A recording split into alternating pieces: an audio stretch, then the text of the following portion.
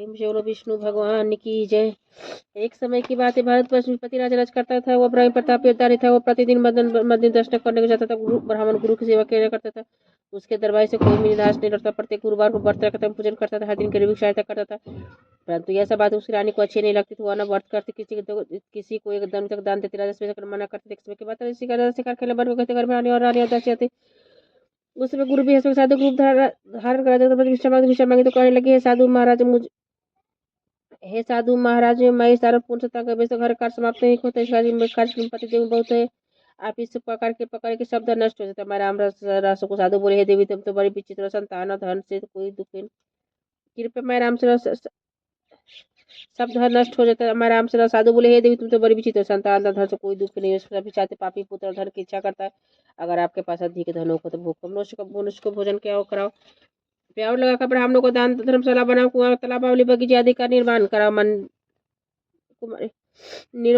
निर्धन मनुष्य कुमारी कन्याओं के विवाह करो और नेकी आदि कर्म करो। इस प्रकार से कर्म से नाम को प्राप्ति होगी। परंतु यह सब प्राप्ति होगी, मगर वह रानी इन बातों से खुश नहीं। साधु से बोली, साधु महाराज मुझे ऐसे धन की आवश्यकता नहीं जिसे और मनुष्य को दान जिसके रखरखाव मेरा सारा समय ही बर्बाद हो जाए। साधु ने कहा, यदि भी तुम्हारी ऐसी इच्छा यही हुआ है, मैं तुम्हें बताता हूँ। वैसे करना, बृहस्पतिवार के दिन गोबर से घर को स्नान करना। राजा से कहना, वह हजामत करवाए, भोजन के समय मांस बंदे, खाना कपड़ा धोबी के दूल्हे डाले। इस प्रकार साधु बृहस्पतिवार कर तुम्हारा सब नष्ट हो जाएगा। साधु अंत से अंतर ध्यान साधु रानी ने साधु कार्य के अनुसार किया। 3 बृहस्पतिवार बीते थे, सब नष्ट हो गया। राजा रानी दोनों समय दोनों राजा और रानी भोजन के लिए दोनों समय तरसने लगे। संसारी भोगों से दुखी होकर रहते। राजा रानी से कहे, रानी तुम यहाँ पर हो, मैं दूसरे देश को जाऊँ, क्योंकि यहाँ पर मुझे सभी मनुष्य जानते, इसलिए कोई कार्य भी नहीं करते। चोरी प्रदेश भी बराबर है। ऐसा राजा प्रदेश चला गया। वहाँ जंगल को जाता, लकड़ी काट कर लाता और शहर में बेचता। इस तरह जीवन व्यतीत होने लगा। उधर राजा घरानी और दासियां रानी किस दिन भोजन मिलता, किस दिन जल पीकर ही रह जाती। एक बार रानी तथा दासी के साथ रोज जब भोजन के व्यतीत हो गए तो रानी ने अपनी दासी से कहा, ये दासी, यहाँ पास ही नगर मेरी बहन रहती, बड़ी धर्मान है, तू उसके पास जा सको, 5 से बेचर मांगने से कुछ समय के लिए गुजर हो जाएगा। इस प्रकार की रानी की आज्ञा मांगा दासी उसकी बहन के पास गई। रानी की बहन उसमें पूजा कर रही थी, क्योंकि उस रोज बृहस्पतिवार था।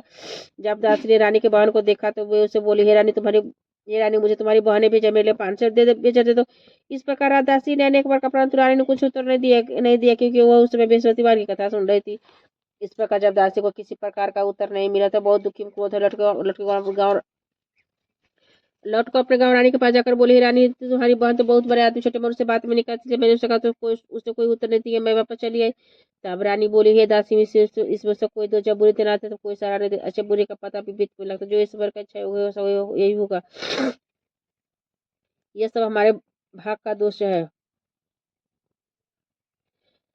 उधर उसने देखा कि मेरी बहन की दासी आई, परंतु मैं उसे नहीं बोले से उसे बहुत दुखी हुई। सोच कथा सुन विष्णु पूजन समाप्त करवाने बहन के घर से जाकर बहन से कहने लगी, बहन मैं बृहस्पतिवार का व्रत कर रही थी, तुम्हारी दासी गई, परंतु जब तक कथा जब तक उठते ना बोलते, इसलिए मैं ना बोली। कहो दासी क्यों आई थी?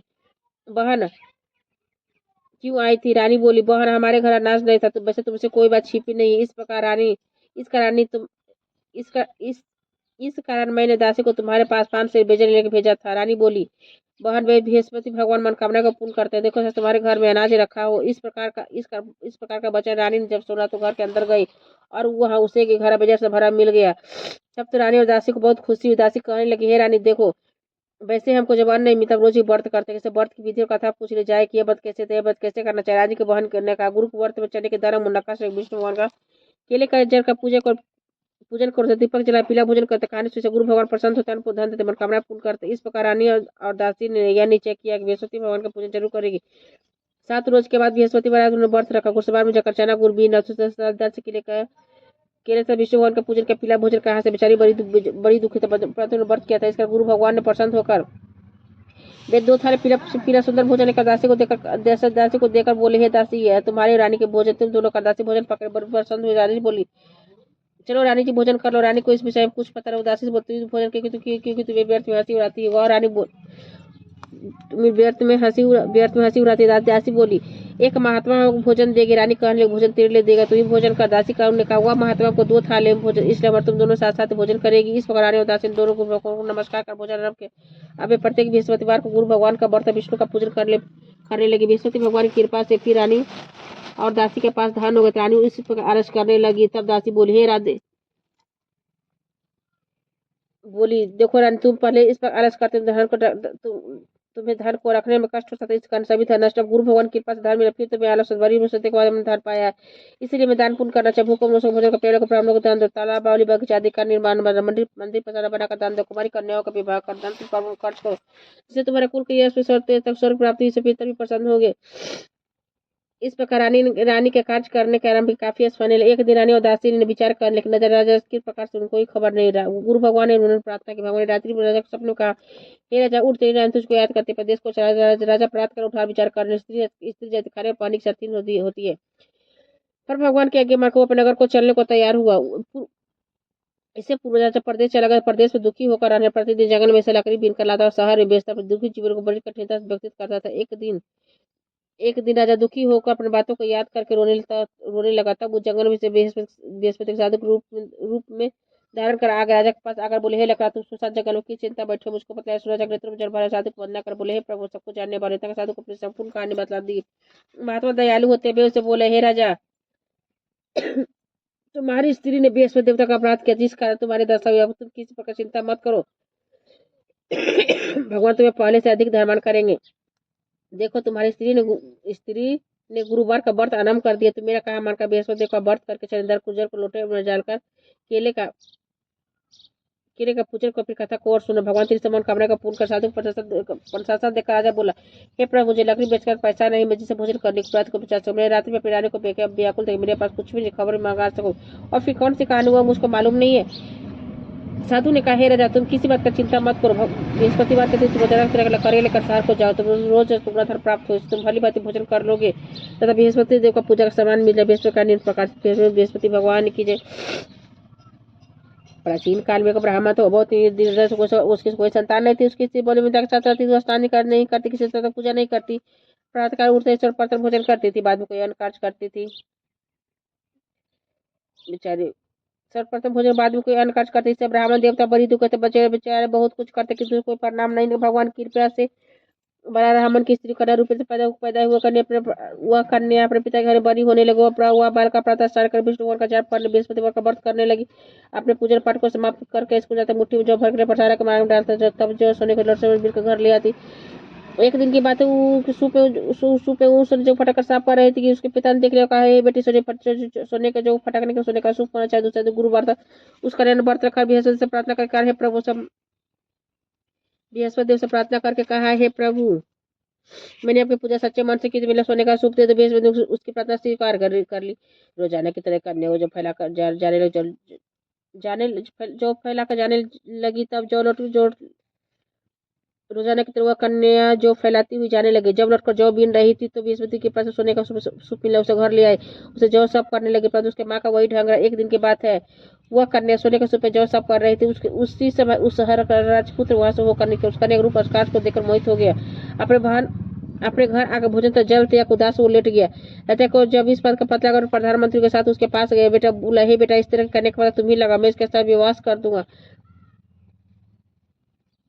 उदास हो लेट गए। राजा को जब इस बात का पता लगा, तो प्रधानमंत्री उसके पास गए और जाकर बोले, हे बेटा, तुम्हें किस बात का कष्ट है, किसने अपमान किया है अथवा और जो कारण हो सका, मैं वही कार्य कर जिससे प्रशंसा हो। अपने पिता ने राजकुमार की बातें सुने बोला, मुझे आपकी कृपा से किसी बात दुख किसी मेरे अपमान नहीं किया, परंतु मैं इस लड़की के साथ विवाह करना चाहता जो सुने का सुपर जॉब साफ कर रही थी। राजा आश्चर्य में पड़ गया, बोला, हे बेटा, इस तरह करने के बाद तुम्हें लगा, मैं इसे अवश्य कर दूंगा। राजकुमार लड़की घर के पता बतलाता। मंत्री लड़की के घर के ब्राह्मण देवता सभी बतला। ब्राह्मण देवता राजकुमार के साथ अपनी कन्या का विवाह करने को तैयार हो गया। विधि विधान के अनुसार ब्राह्मण की कन्या का विवाह राजकुमार के साथ हो गया। कन्या घर जाते पानी के भांति उस ब्राह्मण देवता घर में गरीबी का निवास हो गया। अब भोजन के भी बड़ी मुश्किल से मिलता। एक दिन दुखी होकर ब्राह्मण देवता अपनी पुत्री के पास गए। बेटी पिता की दुखी अवस्था को देख अपनी माँ को हाल पूछा। ब्राह्मण ने सभी हल्का दिया। कन्या ने बहुत सा धन देकर पिता को विदा कर दिया। उस तरह कर ब्राह्मण कुछ बात हुई। हर ब्राह्मण फिर अपनी कन्या के यहाँ गया तो लड़की बोली, है पिताजी माताजी को यहाँ गरीबी दूर हो जाएगी, विधि बता से गरीबी दूर हो जाएगी। वह ब्राह्मण देवता स्त्री को साथ लेकर पहुंचे। अपनी माँ को समझाने लगी, है माँ, तुम प्रातः काल उठते सर्वप्रथम विष्णु भगवान का पूजन कर दो, सभी दरिद्रताएं दूर हो जाए। परंतु उसके माने की बात नहीं मानी और सर्वप्रथम उठकर अपने पुत्र को जूठन को खा लिया। एक दिन उसकी उसकी पुत्री बहुत गुस्सा आते कोठी में सभी सामान निकाल दिया, उसमें अपनी माँ को बंद कर दिया। प्रातः काल उसमें से निकाला तो स्नान का करवा का पाठ करवाई।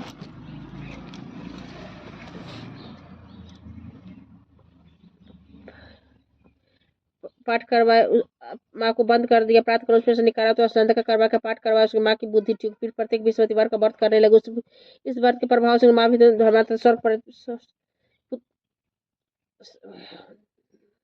प्रभाव से माँ भी धर्मांतर पुत्रवती हो गई। बृहस्पति जी के प्रभाव से स्वर्ग की प्राप्ति हुई। ब्राह्मण देवता सुख को सुख को भोकर स्वर्ग की प्राप्ति हुई। इस तरह की कहानी का साधु देवता चल धीरे धीरे समय व्यतीत होने पर फिर वही बृहस्पतिवार का दिन राजा जंगल में से लकड़ी काट कर शहर बेचने गए। उस बेचने गए उस दिन अन्य दिनों से अधिक पैसा नहीं मिला। राजा ने चना गुड़ आदि लाकर गुरुवार का व्रत किया। उस दिन से सभी कलेश दूर हो गया। परंतु जो दोबारा गुरुवार आया तो बृहस्पतिवार का व्रत करना भूल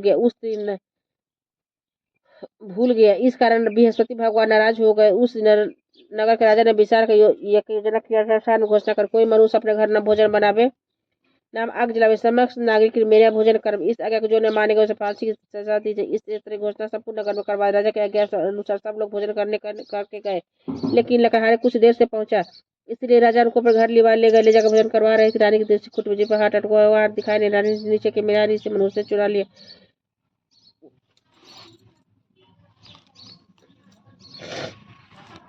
रानी दृष्टि खप्परी जिस पर हाथ अटका हुआ दिखाई नहीं दिया। रानी नीचे के मेरा हारी इसी मनुष्य ने चुरा ली। उसी में पुलिस को बुला उसको जेल में डलवा दिया। जब राजा जी खाने में पड़ गया तो बहुत दुखी होकर विचार कर लेना कौन सा पूर्व जन्म के लिए दुख प्राप्त हुआ। उसी साधु को याद कर जंगल में मिला था। उसमें तत्काल बृहस्पति साधु के रूप में प्रकट हो गया और उसकी दशा देखकर कहने अरे मूर्ख, तूने बृहस्पति देवता की कथा नहीं जिसका दुख प्राप्त हुआ है।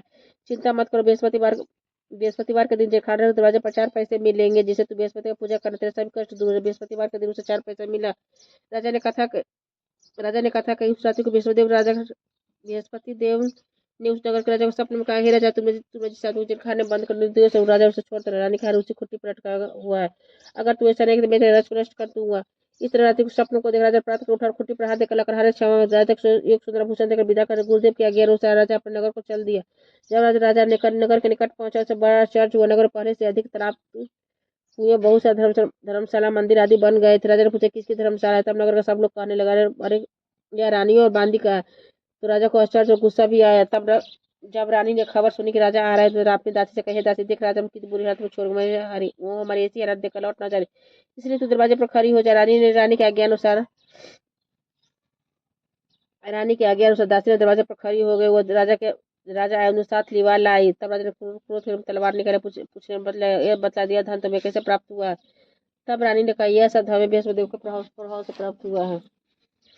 राजा ने नीचे किया कि 7 रोज के बाद तो सभी बृहस्पति का पूजा करते, परंतु रोजाना दिन में 3 बार कहा करते व्रत किया। तो पट्टे में चने की दाल बन देती, दिन में 3 बार कहा नहीं करते। एक रोज राजा ने विचार किया चलो अपनी बहन के यहाँ हुआ इस तरह नीचे का राजा घोड़े पर सवार हो अपनी बहन के यहाँ चलने लगा। अब मार्ग मुझसे देखा कुछ आदमी मुर्दे को लिए जा रहे। राजा मुर्दे को लिए जा रहे राजा उन्होंने लिए जा रहे उन्हें रोक कर राजा कहने लगे अरे भैया राजा कहने लगा अरे भाई मेरी बृहस्पतिवार की कहानी सुन ले। बे बोलो हमारा आदमी मर गया इन कथा परंतु कुछ आदमी बोले अच्छा कहो हमें तुम्हारी कथा सुनेंगे। राजा ने दाल निकाल जब कथा आदि तो मुर्दा ही नहीं जब समाप्त हो गया। राम का सुमर खड़ा हो गया। आगे मारा किसान खेत में हल चलाता हुआ मिला। राजा ने उसे देखा पूछा अरे भैया मेरी बृहस्पतिवार की कहानी सुन। किसान बोला जब तक मैं जी कथा सुनू तो मैं चला भैया जो लूंगा अपनी कथा किसी और को सुना। इस राजा आगे को चलने लगा। राजा का हाथ से पैर पसार गिर पड़े। किसान के पेट में जोर से दर्द होने लगी। उसी समय उसका माने रोटी लेकर उसे जब ये देखा तो अपने पुत्र सभी पूछे बेटे सभी हल्का दे बोले देर से कुछ बार के पास गए बोले मैं तेरी कथा सुनू तू अपनी कथा मेरे खेत पर चल कर कहना। राजा ने बुढ़िया खेत पर जाकर कथा का जिसको सुनते हुआ बैल उठ खड़े थे। किसान का पेट का दर्द बंद हो गया। तब जब राजा अपने बहन के घर पर बहन भाई को मेहरबानी की दूसरे रोज राजा प्रातःकाल जे खाता हुआ देखने लगे सब लोग भोजन कर रहे हैं। राजा ने अपनी बहन से कहा कोई मनुष्य भोजन नहीं किया मेरी बृहस्पतिवार की कहानी सुन ले। बहन बोली है भैया ये ज्यादा से पहले भोजन करते बाद में कोई अन्य कार्य कोई पड़ोस में देखो दिखाओ इसका करते चले पैसे को कोई ऐसे व्यक्ति नहीं मिला जिसने भोजन नहीं किया है अथवा वह कुम्हार के घर जिसका लड़का बीमार था उसे मालूम हो गया तीनों से किसी ने भोजन नहीं किया है। बृहस्पति तीनों से किसी ने भोजन वो कुम्हार से अपनी भोजन नहीं किया, वो अपने भाई की कथा सुनने के लिए कुम्हार से का कौवा तैयार हो गया। बृहस्पति की कथा को सुनकर उसका लड़का ठीक हो गया। तब तो राजा की प्रशंसा होने लगी। एक रोज राजा ने अपनी बहन से कहा, हे बहन, हम अपने घर को जाएंगे, तुम भी तैयार हो जाओ। राजा की बहन ने सास से कहा, सास बोली, हाँ चले जा, परंतु लड़कों को मत ले जाना, क्योंकि तेरा भाई का कोई औलाद नहीं होती। बहन ने अपने भाई से कहा, हे भैया, मैं तो चली, कोई बालक नहीं जाएगा। राजा बोला, जब कोई बालक नहीं जाएगा तुम ही क्या करोगी। बड़े दुखी मन से राजा अपने नगर को लौटा। राजा ने अपनी रानी से कहा कि हम निर्वंशी राजा, हमारा मुख किसी को दिखने का धर्म, कुछ भोजन आदि नहीं किया। रानी बोली, हे प्रभु, बृहस्पति ने सबको दिया, हमें औलाद अवश्य देंगे। उस रात बृहस्पति ने राजा के सपने में कहा, हे राजा, उठ, सभी सोचते हैं रानी गर्भ से। हे राजा को यह बात सुनकर बड़ी खुशी, गर्भ से सुंदर पुत्र पैदा हुआ। तब राजा बोले, हे रानी, स्त्री बिना भोजन के रह सकती, किंतु बिना बात कहे नहीं रह सकते। मेरी बहन अभी तुमसे कुछ मत कहना। रानी ने अच्छा कह दिया। जब राजा की बहन ने शुभ समाचार सुना, बहुत खुश बधाई लेकर अपने भाई के यहाँ आई।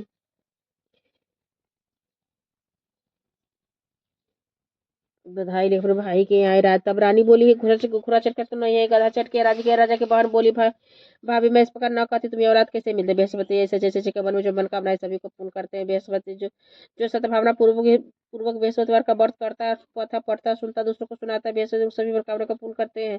भगवान बृहस्पति सभी सदैव रक्षा का जो संसार में सद्भावना से भगवान जी का पूजन बहुत अच्छे हृदय से करते हैं, सभी मनोकामना को पूर्ण करते हैं। जैसे सच्ची भावना से रानी और राजा ने उनकी कथा का गुणगान किया, तो सभी इच्छाएं बृहस्पति देव जी ने पूर्ण की। तीसरी, सबकी कथा सुनने के बाद प्रसाद लेकर जाना चाहिए। इधर से मन करता है जयकार बोलना चाहिए। प्रेम से बोलो, विष्णु भगवान की जय, बृहस्पति महाराज की जय, गुरु भगवान की जय। प्रेम से बोलो, विष्णु भगवान की जय।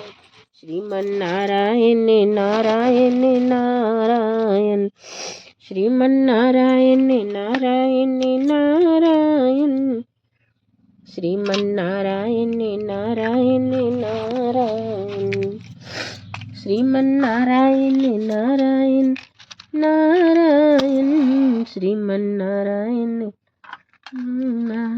ओम जय बृहस्पति देवा, जय जय बृहस्पति देवा। छिनी छिनी भोगिल कजली फल मेवा।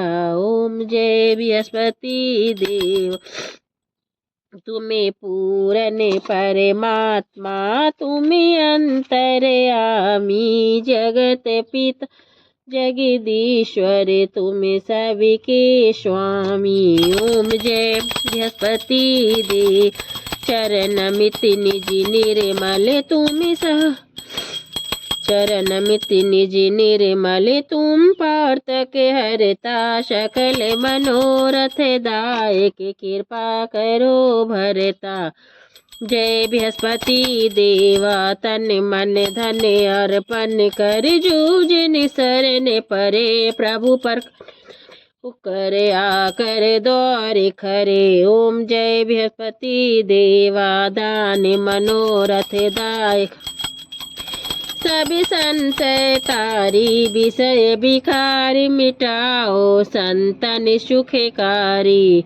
जय बृहस्पति देव, जो कोई आरती तेरे प्रेम सहित गावे, बोलो ज्येष्ठ नंद बंधु गुरु जय फल पावे। ओम जय बृहस्पति देवा, ओम जय बृहस्पति देवा, जय जय बृहस्पति देवा। छिन छिन भोग लगाऊं, कजली फल मेवा। ओम जय बृहस्पति देव। प्रेम से विष्णु भगवान विष्णु भगवान की जय। कपूर गौरम करुणावतारम, संसार सारम, भुजगेन्द्रहारम, सदा वसंतम हृदयारविंदे भवम भवामी सतम नमः। त्वमेव माता च पिता त्वमेव, तमेव बंधु च सखा त्वमेव विद्यादानं तमेव शरणं।